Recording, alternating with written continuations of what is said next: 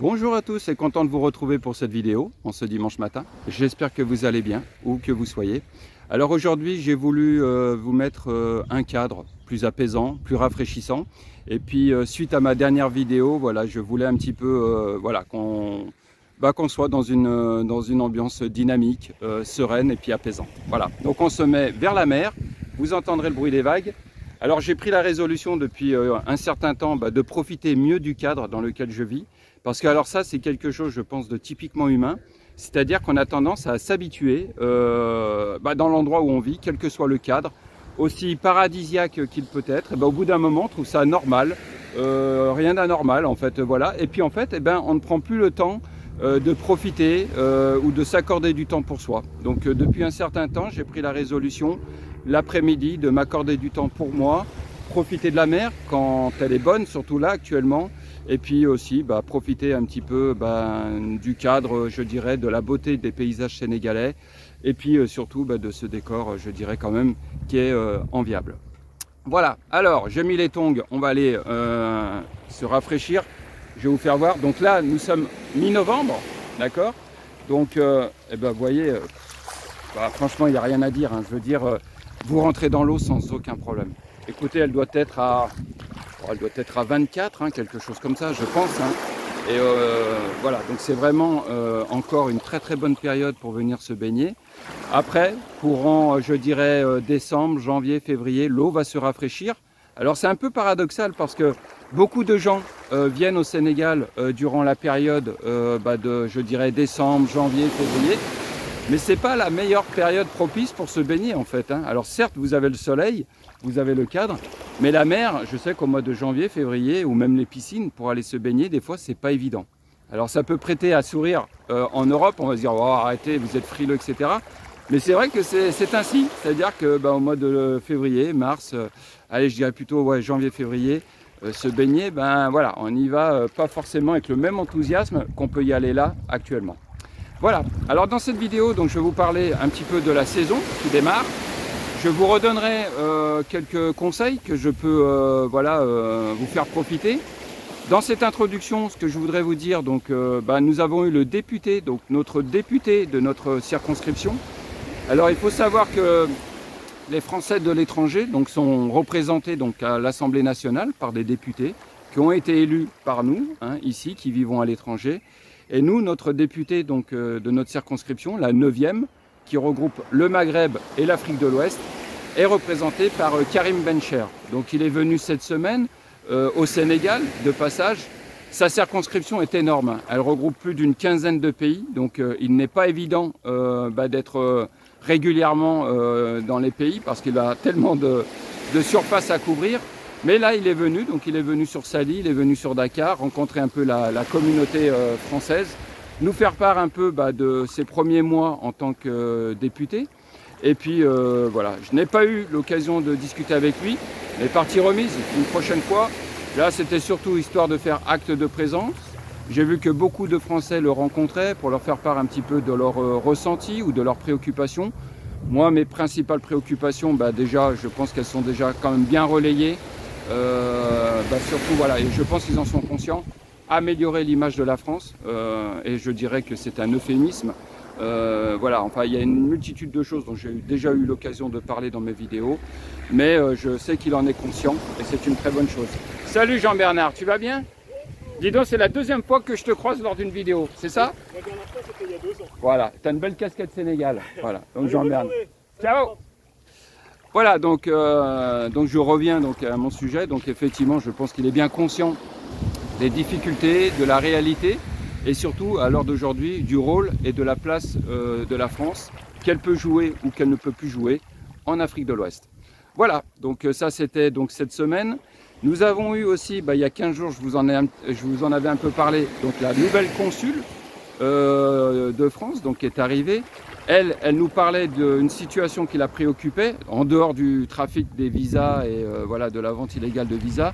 Elle nous parlait aussi d'un appauvrissement de la communauté française, c'est-à-dire qu'elle trouvait que beaucoup de Français maintenant qui vivent à l'étranger, et particulièrement au Sénégal, se retrouvaient dans une situation de plus en plus précaire. Alors ça, c'est quelque chose que même moi, j'ai pu constater, effectivement.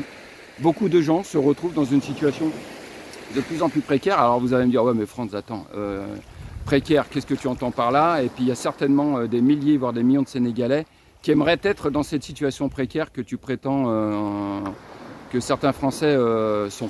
Alors, ma phrase est un peu alambiquée, mais ça va, je pense que vous avez compris le raisonnement.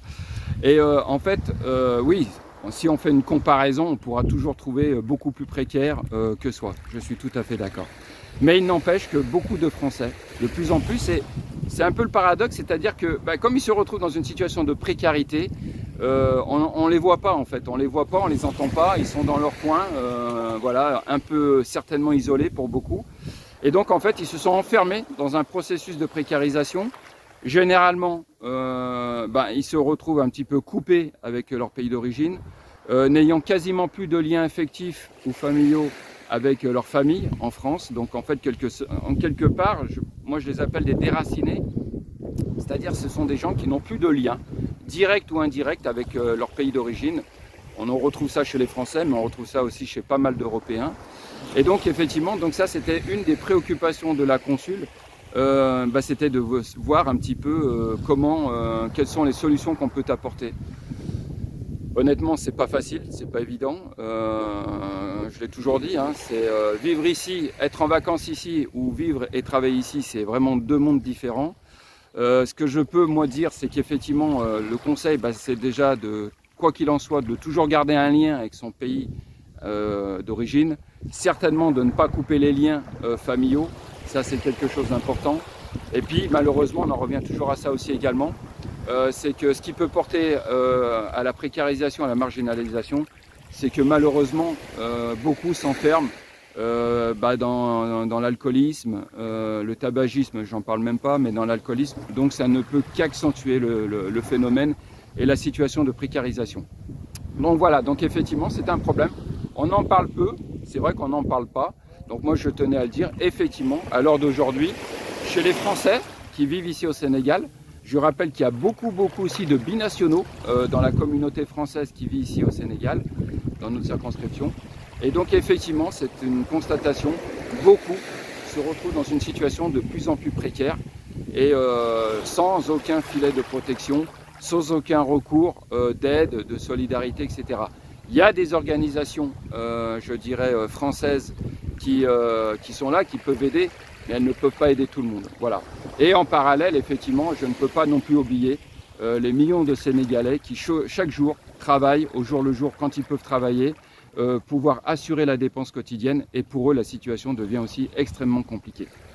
Voilà, on va se retrouver tout de suite après pour vous parler un peu de la situation de la saison, du démarrage de la saison touristique, et je vais faire en sorte que cette vidéo dure une vingtaine de minutes grand maximum. Allez, sur ce, à tout de suite. Et on avait décidé du coup d'aller au Maroc, puis après au Sénégal et bien sûr à Saly. Ça allait de soi. Et pas seulement parce qu'il y a une très grande communauté française ici, mais parce que aussi sinon je me serais fait engueuler par Anne-Marie. Mais non, en vérité, voilà, vous êtes très nombreux ici.